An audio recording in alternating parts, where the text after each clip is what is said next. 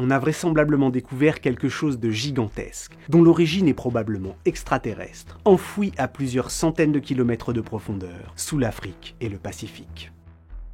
Ces protubérances rouges que vous voyez comme se détacher autour du noyau de la Terre sont constituées d'une matière venant d'un autre monde, car elle est probablement constituée des morceaux d'une autre planète. Et pour comprendre comment des bouts d'une autre planète ont pu finir enfouis à l'intérieur de la nôtre, il va nous falloir suivre une piste qui va nous emmener assister à un impact d'une violence inouïe, une mini-apocalypse, et surtout se pencher sur l'énigmatique origine de la Lune. D'où vient notre satellite? Cette question fascinante a, au cours des siècles derniers, causé de nombreuses nuits blanches aux chercheurs. Il faut dire que le couple Terre-Lune est un cas singulier dans le système solaire.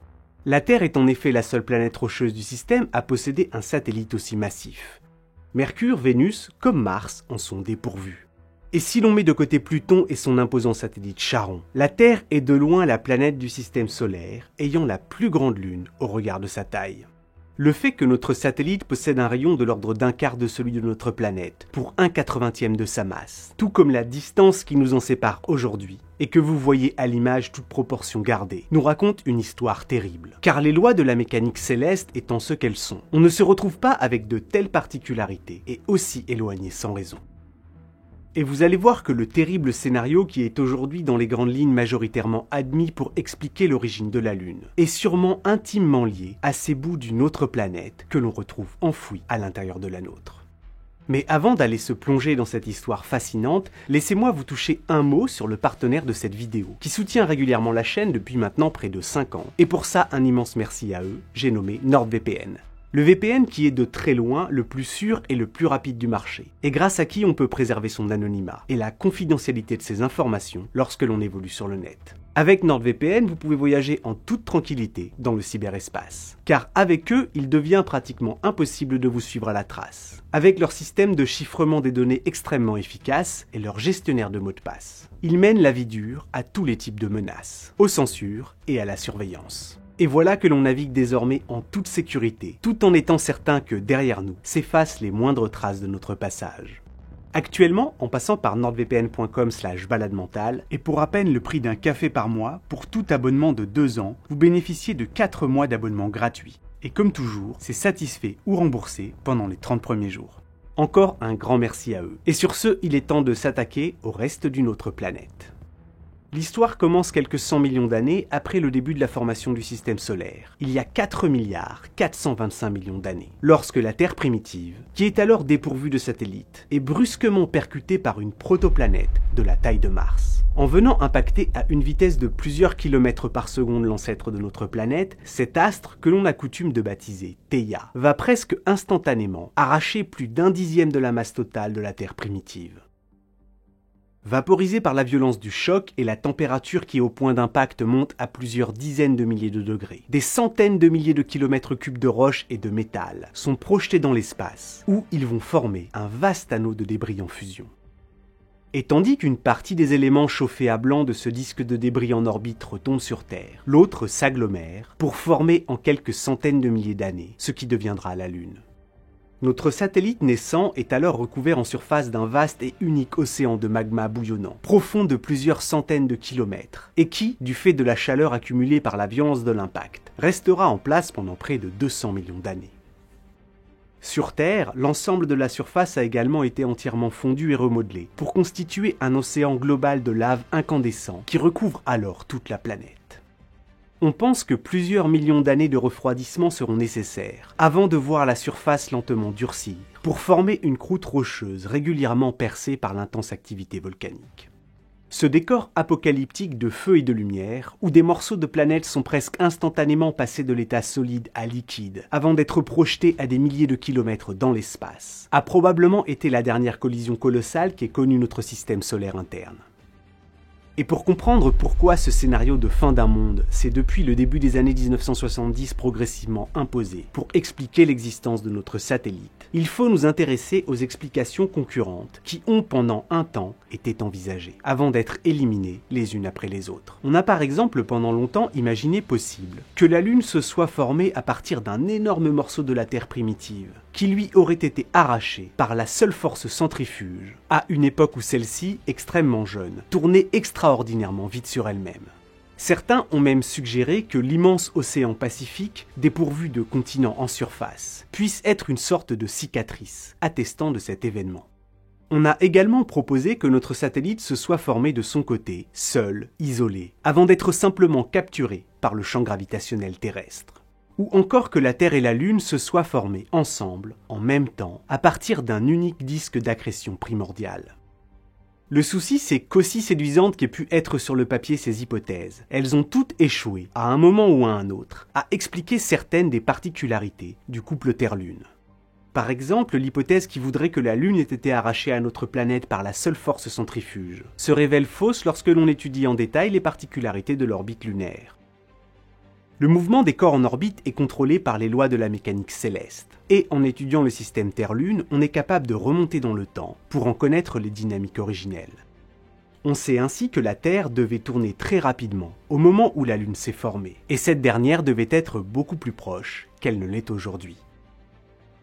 D'ailleurs, depuis que les missions Apollo ont laissé une sorte de miroir sur le sol lunaire, on est en mesure de connaître très spécifiquement la distance qui nous sépare de notre satellite, à partir de la durée que prend la lumière d'un laser pour nous en revenir.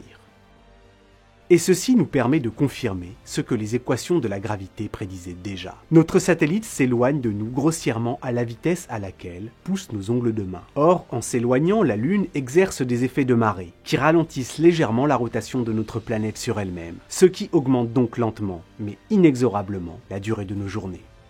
On a ainsi pu calculer et montrer qu'au moment où elle s'est formée, la Lune devait être près de 10 fois plus proche de notre planète qu'elle ne l'est aujourd'hui. Et la Terre tournait alors beaucoup plus rapidement sur elle-même. Il y a 500 millions d'années, la durée du jour y était de 20 heures.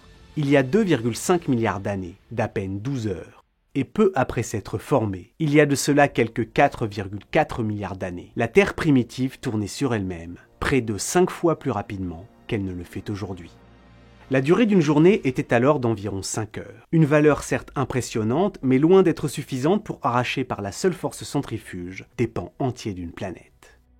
L'hypothèse selon laquelle la Terre et la Lune auraient pu se former ensemble, au même endroit et en même temps, ne permet quant à elle pas d'expliquer pourquoi leurs cœurs ont des tailles si différentes. En effet, notre satellite possède un noyau de fer extrêmement petit, qui ne participe qu'à environ 1% de sa masse, tandis que le noyau de la Terre compte lui pour près de 30% de sa masse. Or, deux corps qui s'agrègent à partir des mêmes matériaux de base devraient posséder des cœurs aux proportions métalliques sensiblement identiques.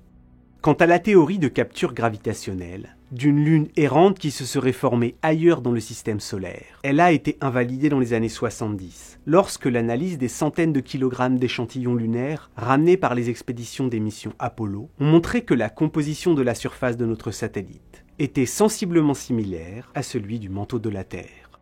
Or, si la Lune s'est formée dans une autre région du système solaire, il est hautement improbable qu'elle se retrouve avec une composition chimique pratiquement identique à celle de notre planète. Pour que la composition des roches lunaires soit si proche de celle du manteau terrestre, il faut nécessairement que les deux astres aient une origine commune. De plus, les études des roches constituant la surface de la Lune ont montré que, par le passé, celle-ci a été entièrement fondue. Or, si la Lune s'était formée seule, de son côté, jamais elle n'aurait pu se retrouver recouverte d'océans de lave. Seuls des scénarios hautement énergétiques, tels que ceux d'impacts géants catastrophiques, sont à même de créer des conditions infernales au point de faire fondre la surface d'un astre sur des centaines de kilomètres de profondeur. Bref, vous avez l'idée. Toutes ces découvertes étonnantes sont venues dézinguer les unes après les autres les théories concurrentes au scénario de l'impact géant, qui reste aujourd'hui la seule explication plausible, en mesure de rendre compte de toutes les bizarreries que l'on observe. Au cours des dernières décennies, les chercheurs ont simulé des centaines de collisions de planètes, modifiant leur vitesse, leur masse et leur angle d'attaque, afin de trouver celle capable de donner naissance à un couple Terre-Lune, de composition pratiquement similaire, avec des noyaux de fer bien particuliers et une dynamique des orbites qui correspondent à celle que l'on observe. Actuellement, le scénario qui semble s'être imposé est celui d'une collision de biais entre une Terre primitive contenant environ 90% de la masse de notre planète actuelle et un embryon planétaire de la taille de Mars, et dont le cœur, riche en fer, aurait, lors de l'impact, pénétré en profondeur au point d'être absorbé et de fusionner avec le noyau terrestre. Expliquant par la même occasion pourquoi notre planète possède la densité la plus élevée de toutes celles du système solaire. Tandis que dans la foulée, la Lune se serait formée à partir des débris arrachés aux parties périphériques, moins riches en métaux. Mais d'autres configurations, avec des vitesses et des angles d'attaque différents, arrivent également à produire une planète Terre, ayant ingurgité la majorité du noyau métallique de l'impacteur. Ainsi, la collision pourrait avoir été d'une violence sans commune mesure avec celle initialement envisagée, et avoir impliqué des astres, tournant extrêmement rapidement sur eux-mêmes, ou encore avoir été frontale et concerné 2 embryons planétaires, tous deux 5 fois plus massifs que ne l'est Mars aujourd'hui, et dont la percussion presque centrale aurait dégagé tant d'énergie qu'elle aurait entièrement pulvérisé les 2 protagonistes du drame, pour laisser en lieu et place de l'impact un gigantesque disque de débris. Et de ce nuage tourbillonnant de roches et de métal vaporisés seraient ensuite nées la Terre et la Lune. Ce modèle, appelé synestie, permet d'expliquer les étranges similitudes de composition, mais peine tout de même à rendre compte des particularités de l'orbite lunaire actuelle. Bref, dans tous les cas, qu'il soit frontal ou de biais, le consensus est dans l'impact, la percussion. En fait, le seul véritable souci avec cette théorie, c'est que la violence du choc en a pulvérisé les preuves et les indices. Et jusqu'ici, aucun morceau provenant de Theia n'a jamais été observé dans la ceinture d'astéroïdes, ou récupéré sur Terre dans des météorites. À moins que, vous me voyez venir, certaines des pièces manquantes du puzzle ne soient enfouies sous nos pieds à des centaines de kilomètres de profondeur.